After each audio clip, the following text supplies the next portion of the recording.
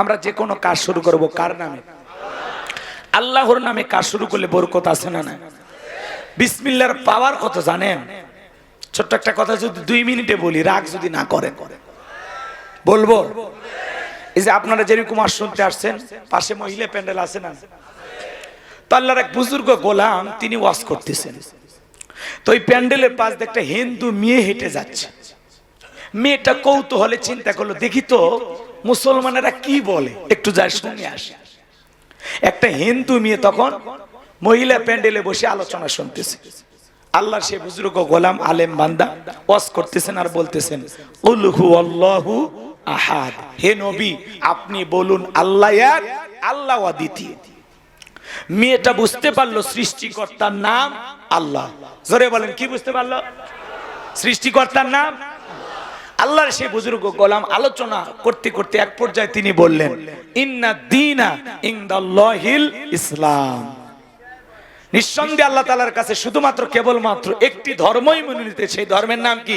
ইসলাম। ইসলামই আল্লাহ তাআলার কাছে একমাত্র মনোনীত ধর্ম। কথা বলেন ঠিক কি না? তাহলে আমরা মুসলমানের ঘরে জন্ম নিয়ে ইসলাম ধর্ম পেয়ে, বিশ্বনবীকে পেয়ে, কোরআন পেয়ে খুশি না বেজা? তাহলে একটু জোরে বলেন আলহামদুলিল্লাহ। এইবার হিন্দু মেয়েটা বুঝতে পারল সৃষ্টিকর্তার নাম আল্লাহ, পৃথিবীর শ্রেষ্ঠ ধর্মের নাম ইসলাম। মেয়েটার দেরি করলো না, কালেমা পড়ে মুসলমান হয়ে গেল। বিসমিল্লাহর ফজিলত নিয়ে তিনি আলোচনা করেছেন। মেয়েটা উঠতে বসতে বিসমিল্লাহ পাঠ করে, উঠতে বসতে বিসমিল্লাহ পাঠ করে। হঠাৎ করে মেয়েটার মা বুঝতে পেরে জিজ্ঞাসা করে, মা ফিস ফিস করে কি যেন পড়লা? মেয়েটা ডেকে বলে, মা কয়েকদিন আগে মুসলমানদের মাহফিলে গিয়ে কোরআনের কথা শুনতে গিয়ে আমি বুঝতে পেরেছি সৃষ্টিকর্তার নাম আল্লাহ, শ্রেষ্ঠ ধর্মের নাম ইসলাম। আমি আর দেরি করি নাই, কালেমা পড়ে মুসলমান হয়েছি।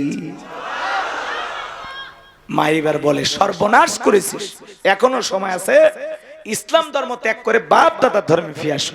মেয়েটা ডেকে বলে, মা যত কথাই বলো, ইসলাম মানতে গিয়ে যে আমি স্বাদ পেয়েছি, যে মজা পেয়েছি, আমার পক্ষে ইসলাম ধর্ম ছাড়া সম্ভব নয়। বলুন সুবহানাল্লাহ। এইবার রাত্রি বেলায় তার স্বামী চলে আসছে, ডেকে বলে, স্বামী জানো না আমাদের একমাত্র মেয়েটা কালেমা পড়ে মুসলমান হয়েছে, তাই নাকি? মেয়েকে ডাক দাও। জিজ্ঞাসা করে, মা এসব কি শুনছি, তুমি নাকি মুসলমান হয়েছো? ডেকে বলে, হ্যাঁ আব্বা, আপনি যা শুনেছেন সত্য। ডেকে বলে, মা সমাজের মানুষ যদি জানতে পারে, বংশের মুখে চুনকালি পড়বে, লজ্জায় মুখটা দেখাইতে পারবো না। মা ও মা তোর হাতে পাই ধরি, মা দয়া করে ইসলাম ধর্ম ত্যাগ করে আবারও আমাদের পূর্বপুরুষের ধর্মে ফিরে আসো। মেয়েটা ডেকে বলে, বাবা যত কথাই বলো, আমার পক্ষে ইসলাম ধর্ম ছাড়া সম্ভব নয়। বাবা রাগান্বিত হয়ে মেয়েটার গালে একটা থাপ্পড় বসায় দিলেন। মেয়েটা কাঁদতে কাঁদতে বলে, বাবা যত খুশি আঘাত করতে পারো, আমার পক্ষে ইসলাম ধর্ম ছাড়া সম্ভব নয়। চিৎকার মেরে বলুন আল্লাহু আকবার। আমার ভাইয়েরা, পরের দিন সকালবেলায় এই ব্যক্তি বাদশার দরবারে চলে গেছে। ওই দেশের যিনি বাদশা ছিল, তার সিলমোহর মারা আংটিটা এই ব্যক্তির হাতে দিয়ে দিয়েছে। ওই দেশের নিয়ম হলো, বাদশার সিলমোহর মারা আংটিটা যার হাতে থাকবে, কোনো কারণে যদি আংটিটা হারিয়ে যায়, বাদশার আংটি হারানোর অপরাধে বাদশা তাকে ফাঁসি দিয়ে মারে।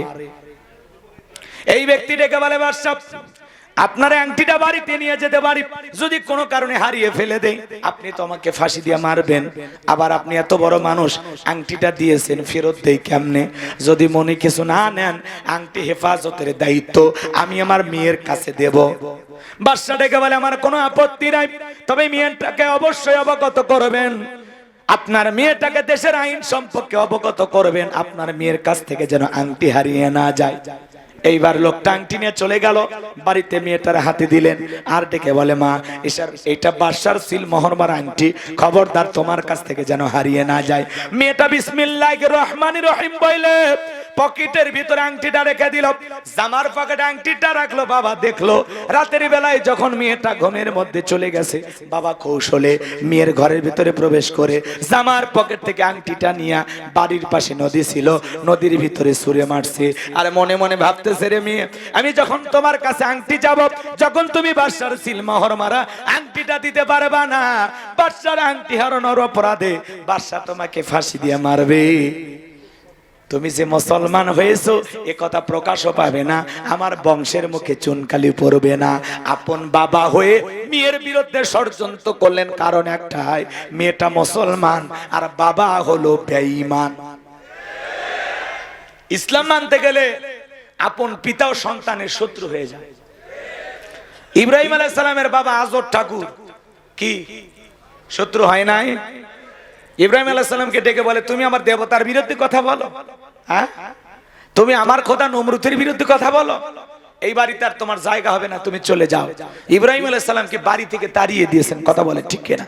ইসলাম মানতে গেলে ভাইও বিরোধিতা করে, ইউসুফ আলাইহিস সালামের ভাইয়েরা, কথা বলে ঠিক কিনা? রাগ কইরেন না, দিল দিয়ে কথাগুলো বুঝবেন। এইবার আপন বাবা হয়ে মেয়ের বিরুদ্ধে ষড়যন্ত্র করলেন, আংটিটা নদীর ভিতরে ছুঁড়ে মারছেন, যাতে বাদশার আংটি হারানোর অপরাধে বাদশা মেয়েটাকে ফাঁসি দিয়ে মারে আর তার ঝামেলাটা মিটে যায়। আমি কি ঘটনাটা পুরোটাই বলবো? আপনারা শুনতে চান? কারা কারা একটু হাত তোলেন তো বাজান, লিল্লাহি তাকবীর। হাত নামান আমার ভাইয়েরা। হযরতে বেলাল ডেকে বলে, নবী গো, আমারে কালেমা পড়ে মুসলমান বানায় দেন। হযরতে বেলাল তখনও কালেমা পড়ে মুসলমান হন নাই। নবীজি রাতের বেলায় দারুল আরকামে বসা, হযরতে বেলাল বিশ্ব নবীর দরবারে উপস্থিত হয়ে গেলেন। নবীজির চেহারার দিকে তাকাইয়া হযরতে বেলাল ডেকে বলেন, নবী গো, আপনার চাইতে সুন্দর মানুষ আমি জীবনে কোনোদিন দেখি নাই। একটু জোরে বলেন না সুবহানাল্লাহ। আপনার আমার নবী কতটা সুন্দর ছিলেন জানেন? হযরতে জাবের রাদিয়াল্লাহু তাআলা বলেন, পূর্ণিমার রাত আমি রাসূলের বাড়িতে গিয়েছিলাম, সেদিন দেখেছিলাম চাঁদ উদয় হয়েছে দুইটা, একটা চাঁদ আসমানে আর একটা চাঁদ জমিনে। হযরতে জাবের রাদিয়াল্লাহু তাআলা বলেন, আমি একবার আকাশের চাঁদের দিকে তাকাই আর একবার বিশ্ব নবীর চেহারার দিকে তাকাই। হযরতে জাবের বলেন, ওই আকাশের পূর্ণিমার চাঁদের চাইতেও বিশ্ব নবীকে আমার কাছে বেশি সুন্দর মনে হয়। আপনার আমার নবী কতটা সুন্দর ছিলেন জানেন? আম্মা জান আয়েশা বলেন, যারা ইউসুফ নবীর চেহারার দিকে তাকাইয়া মিশরের নারীরা ফলকার থেকে আঙ্গুল কেটে ফেলে দিয়েছিল, ওরা যদি আমার বিশ্ব নবীর চেহারার দিকে তাকাইতো, শুধুমাত্র আঙ্গুল নয়, আঙ্গুল কাটতে কাটতে, হাত কাটতে কাটতে কখন যে নিজের কলিজা কেটে দুফাক করে দিত, মুহূর্তের জন্য টের পাইতো না। আপনার আমার নবী এতটাই সুন্দর। আমার ভাইয়েরা, হযরতে বেলাল ডেকে বলে, নবী গো, আমারে কালেমা পড়ে মুসলমান বানায় দেন। বিশ্ব নবী হযরত বেলালকে কালেমা পড়া দিলেন, লা ইলাহা ইল্লাল্লাহু মুহাম্মাদুর রাসূলুল্লাহ সাল্লাল্লাহু আলাইহি ওয়াসাল্লাম। হযরতে বেলাল কালেমা পড়ে মুসলমান হয়ে গেল। আমার নবী ডেকে বলে, বেলাল, ইসলামের অবস্থা এখন ভালো না, কালেমা পড়েছো, আপাতত প্রকাশ করা যাবে না। আপনারা বলেন তো বাজান, ইসলামের অবস্থা কি সব সময় ভালো থাকে? হযরতে বেলাল ডেকে বলে, নবী, আমার জীবনের কোনো দাম নাই। আমার মনে ওমায়াকে বলেছিলাম, উর্তুম্বা ছাগল পেশাব পায়খানা করে দেয়, এই ঘরে থাকতে আমার বড় কষ্ট হয়। ওমায় ডেকে বলে, বেলাল, উর্তুম্বা ছাগলের দাম আমার কাছে আছে, কিন্তু তোর মতো কালো হাফসি বেলালের দাম আমার কাছে নাই। জোরে কন্যা উজুবিল্লাহ। হযরতে বেলাল ডেকে বলে, নবী গো, আমার জীবনের কোনো দাম নাই, আপনি শুধু আমাকে দোয়া করে ছেড়ে দেন, আমি যেন মৃত্যু পর্যন্ত কালেমার পথে টিকে থাকতে পারি। বলেন আল্লাহু আকবার। এইবার হযরত বেলাল চলে গেলেন। পরের দিন সকালবেলা সূর্য উদয় হয়েছে, অনেকটা বেলা হয়ে গেছে।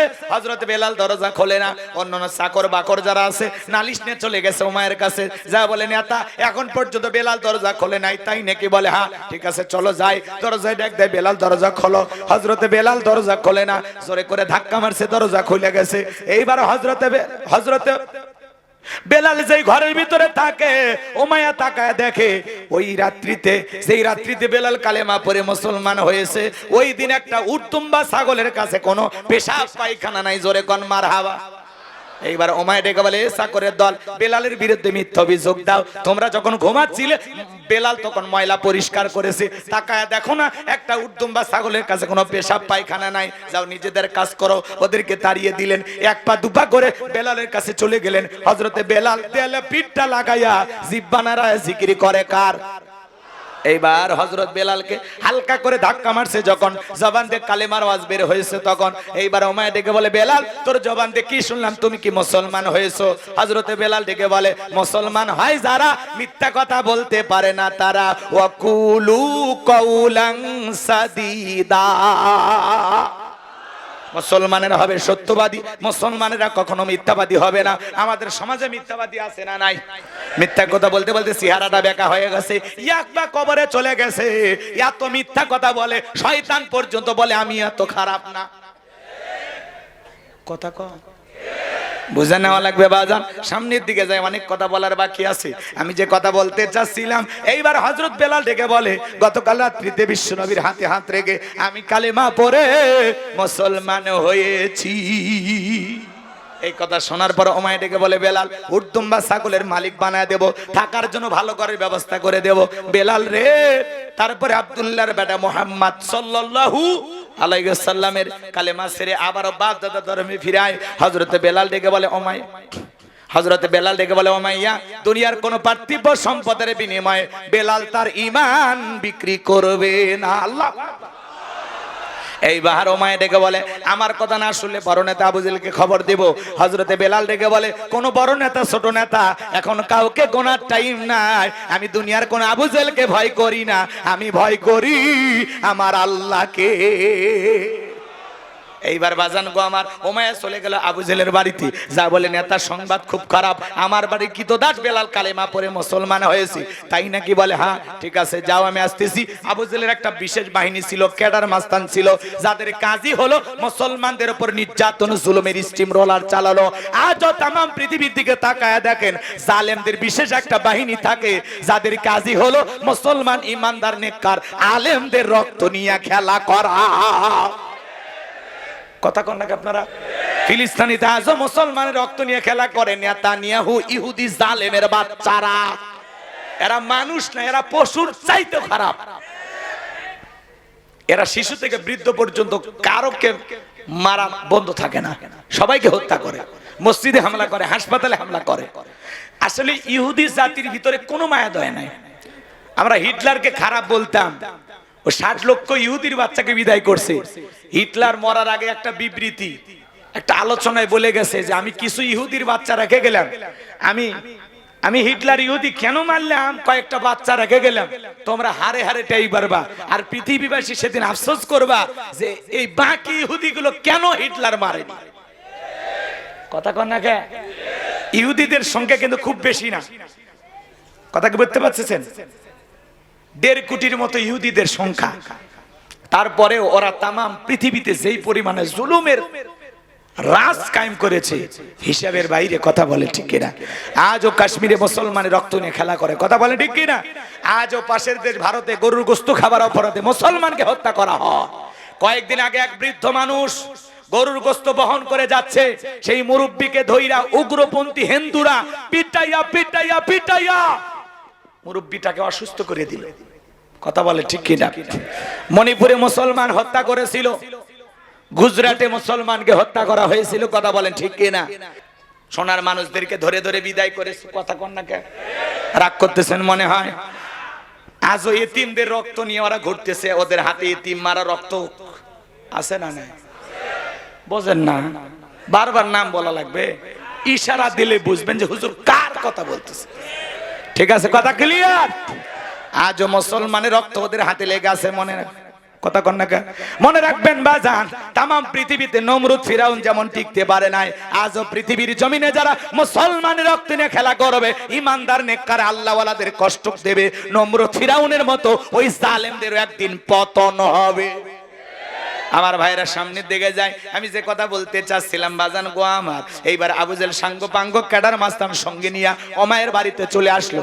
আইসা বলে, বেলাল এই দিকে আসো। বেলাল, আমি তোমারে পার্সোনাল ভাবে মোহাব্বত করি। বলি, বেলাল এসব কি শুনছি, তুমি নাকি মুসলমান হয়েছো? হযরতে বেলাল ডেকে বলে, যা শুনেছেন সত্য, আমি গতকাল রাত্রিতে বিশ্বনবীর হাতে হাত রেখে কালেমা পড়ে মুসলমান হয়েছি। এই কথা শোনার পর আবু জেহেল ডেকে বলে, বেলাল আমি 1 নাম্বার তোমারে প্রস্তাব দেই, উর্দুম্বা ছাগলের মালিক বানায় দেব। 2 নাম্বার তোমার জন্য ভালো ঘরের ব্যবস্থা করে দেব। 3 নাম্বার ব্যবসা বাণিজ্য যদি করতে চাও, দিরহাম টাকা পয়সা যা লাগে তাই দেব। আর 4 নাম্বার তুমি যা খুশি চাইতে পারো, তোমার সব চাহিদা আমরা পূরণ করব। তুমি চাইতে দেরি, আমরা দিতে দেরি করব না। কিন্তু শর্ত একটাই, আব্দুল্লাহর বেটা মুহাম্মদ সাল্লাল্লাহু আলাইহি সাল্লামের দল ত্যাগ করে আবারও বাপ দাদা ধর্মে ফিরে আসতে হবে। হযরতে বেলাল ডেকে বলে, আবু জেহেল রে, দুনিয়ার সব সম্পদ যদি বিলালকে দিতে চাও, দুনিয়ার সব সম্পদ ছাড়তে রাজি, কিন্তু বিশ্ব নবীর কালেমা ছাড়তে রাজি নাই। বেলালের মতো যারা খাঁটি ইমানদার, এরা জীবন দেবে কিন্তু মাথা নত করবে না। কিন্তু মুনাফিকান মার্কা মুসলমান যারা টাকার কাছে বিক্রি হয়, তারা টাকা সেই দিকে, ওদের ফতুয়া সেই দিকে, টাকার জোরে ওদের ফতুয়া ঘরে। টাকার বান্ডিল পাইলে সরকারের 5 আটা গোলাম হয়, আছে না? টুপিওয়ালা দাড়িওয়ালা, আহারে আফসোস, এক প্যাকেট বিরিয়ানি পায়, কয় ম্যাডাম আপনি জান্নাতি। রাগ করতেছেন আপনারা?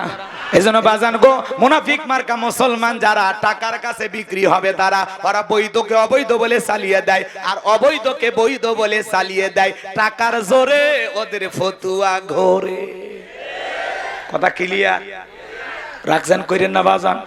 সামনের দিকে যাই, অনেক কথা বলার আছে। আমি যে কথা বলতে চাচ্ছিলাম, এইবার আবু জেহেল থেকে বলে, বেলাল সোজা আঙ্গুলে ঘিউ না উঠলে আঙ্গুলে একটু বাঁকা করা লাগবে।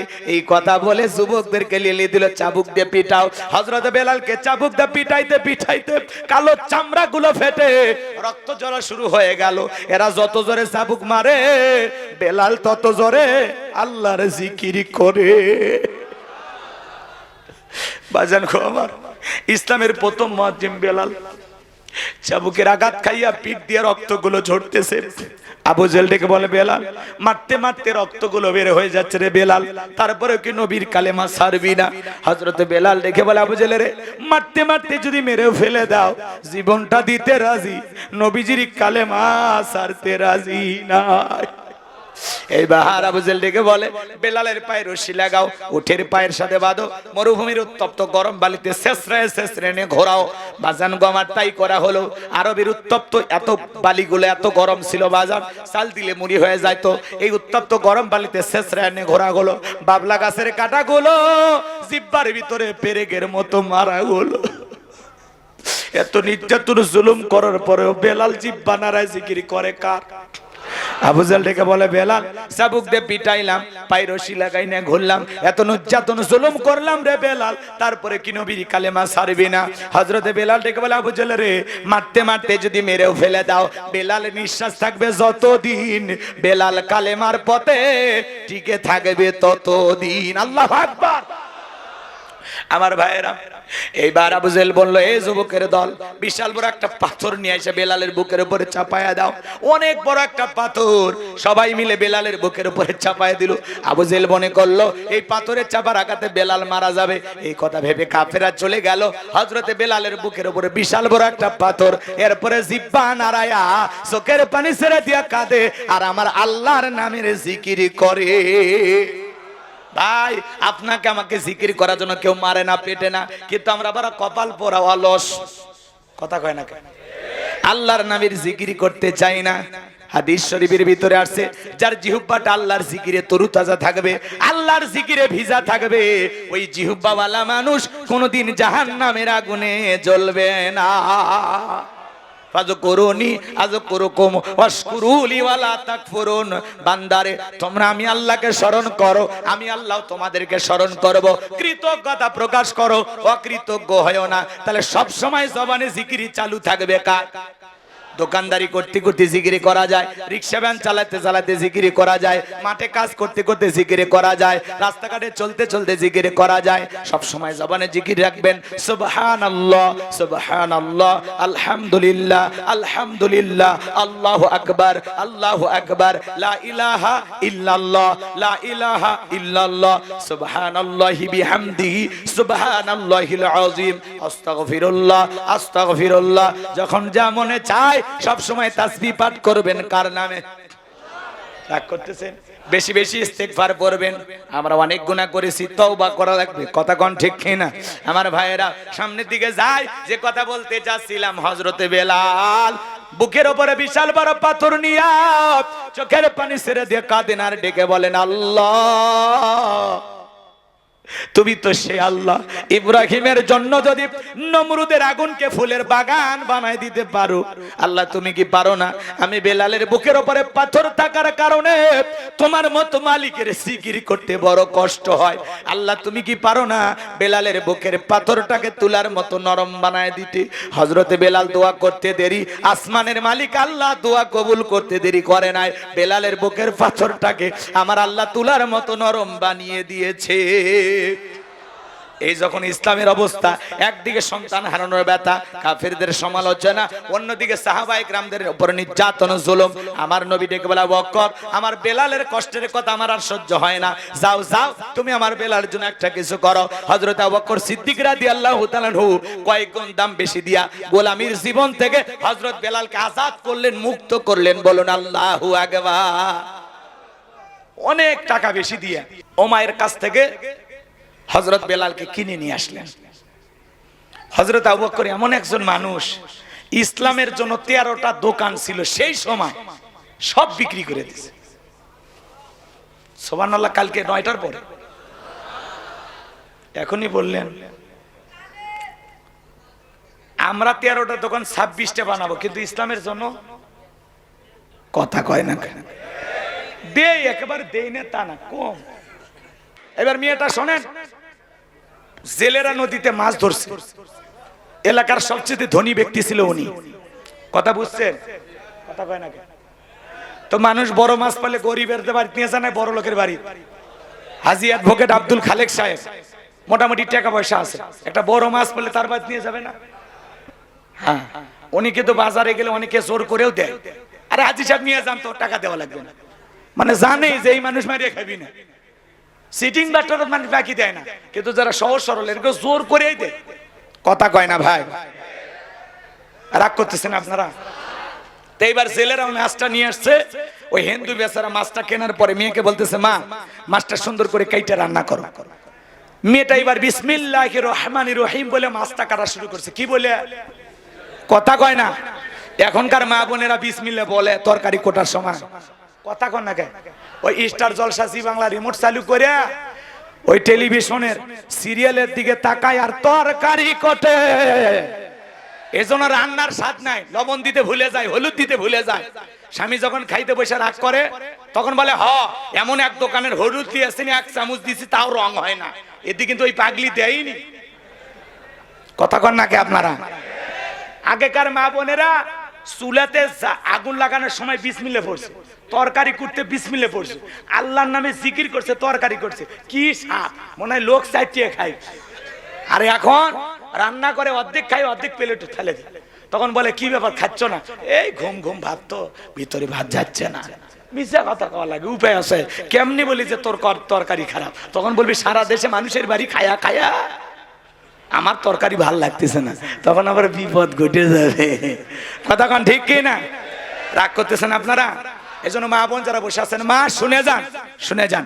মেয়েটা বিসমিল্লাহ বলে মাছটা কোটা শুরু করছে। এইবার মাছ করতে করতে মাছের নাড়ি ভুঁড়ির ভিতরে পাইছে কি? আংটি। কি পাইছে? কি পাইছে? এবার ধুইয়ে মুছে বিসমিল্লাহ বলে পকেটে রেখে দিয়েছে।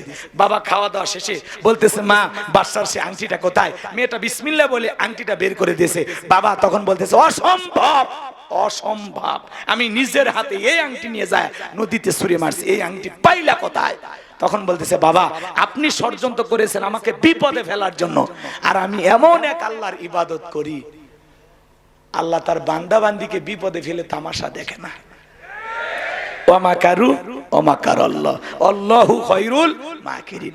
আপনি ষড়যন্ত্র করেছেন আমাকে বিপদে ফেলার জন্য, আল্লাহ কৌশল করে তার বান্দিকে বাঁচানোর জন্য ওই মাছের পেটে আংটি পাঠিয়ে দিয়েছে। আল্লাহু আকবার বলে। এই কথা শোনার পরে তার বাবা বলতেছে, যে ধর্মের এত পাওয়া, হ্যাঁ একটা আংটি আমি নিজের হাতে ফেলে দিলাম, সেই আংটি ঘর পর্যন্ত আল্লাহ পৌঁছায়া দিল। অবশ্যই সে আল্লাহর অনেক শক্তি। আমি আর অন্য ধর্ম পালন করব না। বাবা মা পরিবারের সবাই কালেমা পড়ে মুসলমান হয়ে গেল। চিৎকার মেরে বলুন সুবহানাল্লাহ। ওয়া আখিরি দাওয়ানা আনিল হামদুলিল্লাহি রাব্বিল আলামিন।